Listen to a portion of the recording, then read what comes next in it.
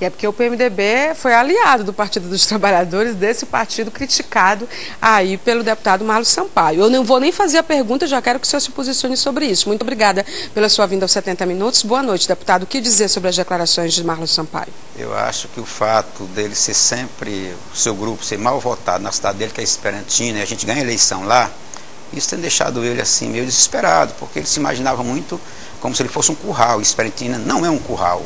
É uma cidade de povo livre, tanto que não aceita esse tipo de provocação. Eu me manifestei ontem na Câmara Federal, realmente rebatendo uma posição equivocada dele. O companheiro Chico Antônio é companheiro do meu partido, solidário a ele, solidário a todos os meus companheiros de partidos que vêm sofrer injustiças. O assunto lá de Esperantina, ele é até um controverso, porque em nenhuma instância ele foi unânime. Dentro lá do judiciário local, o Chico foi vencedor. Quando vem para o Estado, foi voto de Minerva, quer dizer, a metade daqueles julgadores compreenderam que não tinha nada. Ora, se lá dentro tem questionamento, como é que eu, companheiro, não vou questionar? Hoje esse processo está no TSE, novamente, né, com votos a favor e votos contra. Não foi ainda concluído, mas com votos a favor e votos contra. Então não existe unanimidade.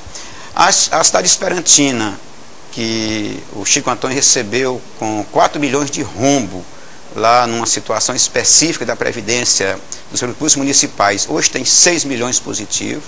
Uma cidade que está questionando foi o excesso de obra, porque se trabalhou tanto de Esperantina que está sendo caçado, porque trabalhou muito, é muito estranho, né?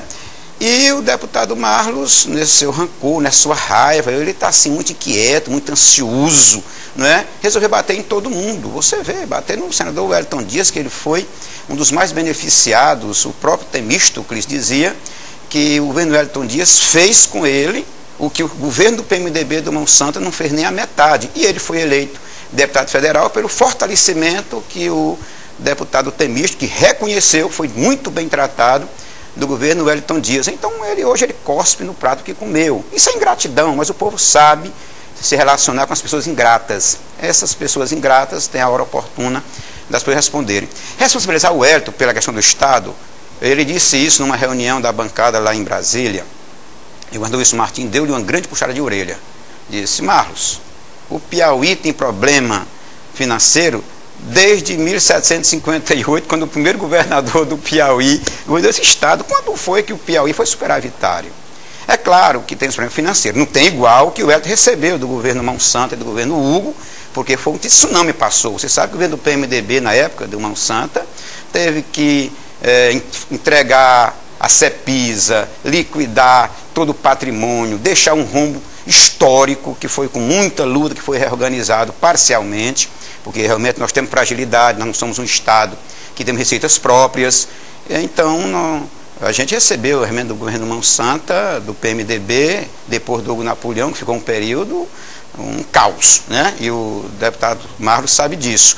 E o Wellington não só organizou, por isso que ele é muito bem quisto aqui, no estado do Piauí, e hoje eu não sei porque o Marlos, que foi muito beneficiado do governo Wellington Dias, está com esta raiva, com este ódio.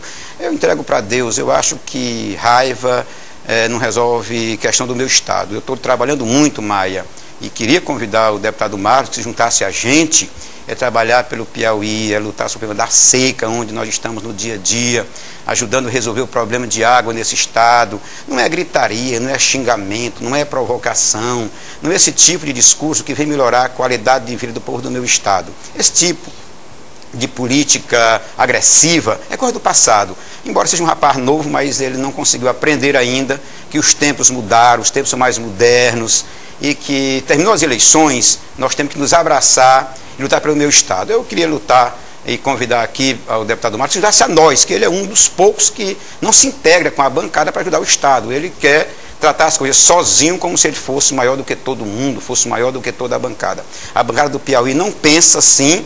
Nós somos muito unidos, à exceção dele, que infelizmente se acha maior do que todo o parlamento do estado do Piauí.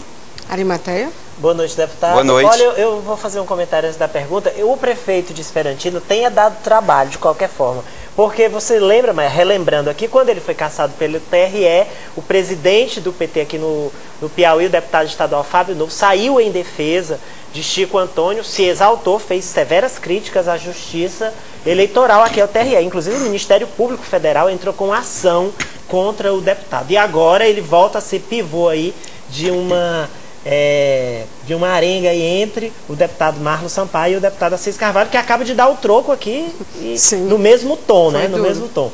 Eu queria saber o seguinte, se essas críticas e esse clima azedo agora que se azedou entre o PMDB e o PT pode impedir uma aliança entre os partidos no eventual segundo turno aqui em Teresina. Não, eu acho que não. Eu acho que a posição do Mário é uma posição isolada. Eu não acredito que o PMDB pense como ele, né? E, aliás, ele, na verdade, está chutando para tudo quanto é lado. Acho que ele está perdido, ele não está tendo um eixo, e aí chuta para tudo quanto é lado, sabe? É uma falta também de proposta política. O PMDB é muito maior do que a posição dele, a questão da administração, das lógicas políticas, dos acordos são bem mais importantes. Então eu não acredito que isso venha azedar as relações, a não ser que desse uma zebra muito grande e ele fosse para um segundo turno, que eu não acredito que aconteça. Se vier, é difícil, porque ele mesmo disse que não quer o nosso apoio, não quer o nosso palanque, como é que nós vamos apoiá-lo, né? Ele está muito arrogante, ele está muito rancoroso, está muito raivoso, está equivocado. Esse modelo aí, eu não acredito que o Piauí aprove, eu acho que isso é coisa do passado. E o PT no primeiro turno? Amanhã tem reunião dos delegados, né? Sobre Teresina, amanhã nós temos uma reunião, conforme está nos regulamentos do nosso partido. Essa reunião amanhã vai exatamente discutir a posição do partido, que a gente já sabe qual é o resultado, porque os delegados foram escolhidos, né, num encontro que aconteceu no último dia 25 de março. Eu participei, não participei porque eu sou eleitor de Oeiras, mas recomendei e trabalhei pela Chapa 3, nós fomos vencidos, entramos com recursos, esses recursos serão apreciados ainda para as instâncias do partido, então eu estou orientando, como nós temos recursos ainda, eu estou orientando aos delegados que queiram me ouvir, que foram os eleitos pela Chapa 3, que não compareçam ao encontro, porque tem recursos andando, porque isso independe. A chapa vencedora, que é a Chapa 1, a Chapa 2, me permita, que a Chapa 1 era acordada pelo Jesus, a Chapa 2, eles têm a quantidade de delegados suficiente para decidir. A nossa presença, a nossa ausência não vai fazer diferença. Como nós temos recursos, eu compreendo que eles ainda serão julgados, isso não afeta em nada as negociações futuras, né? Mas que a gente aguarde a conclusão dessas análises, tanto pela direção estadual como pela direção nacional. Depois daí nós vamos sentar com as lideranças e haveremos de tomar uma posição de unidade, porque o PT sempre se uniu. Então amanhã, numa situação definitiva ainda, nós temos até as convenções do mês de junho, para resolver os acordos, as alianças, muito embora o que está praticamente superado é a possibilidade de candidatura própria. A possibilidade, naturalmente, é que o partido saia unido na posição majoritária. Essa é a tese que deve ser a tese a ser acolhida por todos. E eu sou partidário, respeito a posição da instância do meu partido. Se os nossos recursos não forem, digamos, vitoriosos, não tenha dúvida nenhuma, nós estaremos acatando a posição das instâncias. Deputado, vamos falar então um pouco de atuação parlamentar, de projetos que interessam diretamente a população piauiense. Eu tenho um projeto que regulamenta o comércio eletrônico. Esse é hoje um dos assuntos mais polêmicos. Por quê? Porque o consumidor não quer pagar mais caro apenas para satisfazer o fisco dos estados. E os estados, com toda razão, os estados menores, não querem que o imposto fique, sobretudo em São Paulo, nos estados de onde saem os produtos comprados pela internet. Eu queria saber o que prevê o seu projeto de lei. Como é que vai ser a divisão? Quanto fica para os estados de onde saem os produtos? Quanto fica para os estados que recebem, que compraram esses produtos pela internet? Muito bem. O meu projeto é a PEC 71. É uma PEC simples, porque ela resolve um problema, porque quando nós tivemos a Constituição de 88, não tinha comércio eletrônico praticamente. Então não tinha como a lei prever naquele momento o comércio que não existia. Não existia mesmo. Então o que eu incluo na Constituição é apenas o reconhecimento do comércio eletrônico. O que é que estamos mexendo lá?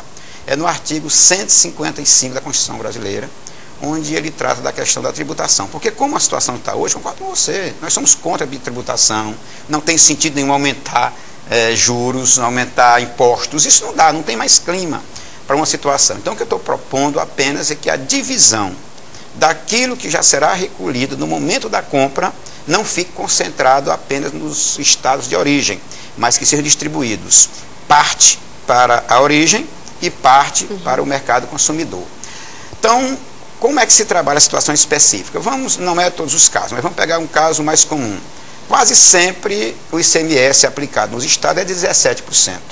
No caso de 17%, você tem o chamado imposto interno e de imposto interestadual. O que é o imposto interestadual? O imposto interestadual é aquele imposto que você recolhe para o contribuinte, que é alguém que compra para vender para outro. Quer dizer, se você tem aqui uma pessoa jurídica que compra lá em São Paulo, 7% fica lá, 10% vem para cá. Nós estamos propondo que o não contribuinte, no caso da compra pelos meios eletrônicos, seja aplicado o que está na linha A, que seja aplicado o imposto, portanto, interestadual e não o interno, que fica 100% para o mercado de origem. Então, o que eu estou colocando apenas é uma linha a mais no artigo 155. 7 para o Piauí, por exemplo, 7 não, para São Paulo. 7 para São Paulo, 10 para o Piauí. Piauí. O objetivo seria claro, esse, no caso de uma aplicação de 17%, que não é em todos os casos. Então, é uma coisa muito simples e a partir daí nós estaríamos resolvendo. Olha, só o prejuízo do Piauí no ano passado foi quase 200 milhões de reais. E o comércio eletrônico, ele cresce de forma vertiginosa, porque Arimateia, Maia, é uma compra cômoda, boa, você compra de madrugada, muita vontade na sua casa, então não tem como mais parar, embora o comércio eletrônico ele gere desemprego, porque o comércio presencial reduz bastante, mas não tem volta. Se ele não tem volta... Deixou de ser uma tendência, é uma realidade. É uma realidade. E se não tem volta, a Constituição tem que prever. E é por isso que a minha PEC trabalha essa perspectiva. Sou contra o aumento de imposto, só estou querendo que o imposto que você já paga na hora da compra seja distribuído para o estado de origem, para o estado consumidor. Deputado, para encerrar, ainda falando sobre a sua atuação, o senhor esteve com a ministra Ideli Salvati, o Piauí está dentro desse conjunto de deputados, que inclusive será eleito agora o novo coordenador da bancada nordestina, o senhor me dizia ainda há pouco sobre isso. Hoje eu fiquei bastante preocupada com as declarações do ministro da Integração, que esteve aqui no Piauí, falando sobre a questão da seca, da estiagem. O que tem de concreto sobre isso? O que o senhor defende? O que essa bancada está unida no sentido de reduzir esses efeitos devastadores? Nós tivemos uma reunião com toda a bancada do PT do Nordeste, com a ministra Ideli Salvati. Na próxima quarta-feira haverá uma troca de comando. Hoje o nosso coordenador é o deputado do PSB de Pernambuco, Gonzaga Patriota, e nós vamos estar elegendo na quarta-feira pela manhã, com a presença do ministro da Integração e com a direção, não sei se vai estar o presidente do Banco Nordeste, ele sempre vai, mas vai ele ou vai algum diretor. E nós pedimos que até lá a ministra Ideli apresente para não só a bancada do PT, mas toda a bancada do Nordeste, que estará na quarta-feira reunida, onde nós poderemos discutir essa questão dos efeitos da seca. Nós apresentamos alguns pontos e ela abraçou isso e disse que nos apresentaria a próxima semana. Número 1, nós temos hoje uma situação do Piauí de calamidade. Nós temos hoje, pelos dados da FETAG, pelos dados de técnicos da EMATE, do pessoal da Implanta que está implantando o Brasil Sem Miséria na região do Vale do Guaribas, a pior seca dos últimos 15 anos. Então não dá para resolver essa situação de sofrimento com paliativos. Então nós lembrávamos que quando nós tivemos aquela questão do desastre de Santa Catarina, lá do Rio de Janeiro, foram emitidas medidas provisórias. É o que vocês querem, nós queremos uma medida provisória com valor estabelecido para que a gente possa resolver o imediato, mas ter situações estruturantes. Porque senão nós vamos passar todos os anos que tem uma seca maior, uma situação como essa. Uma outra pedida nossa é imediatamente a gente suprir o problema da falta d'água que nós temos hoje, onde já foi decretada a emergência.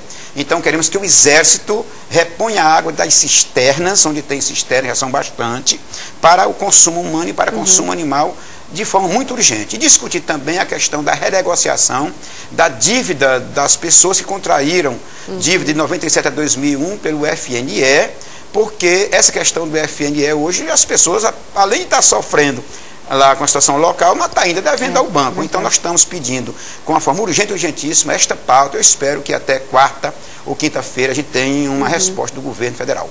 Deputado, muito obrigada pela entrevista.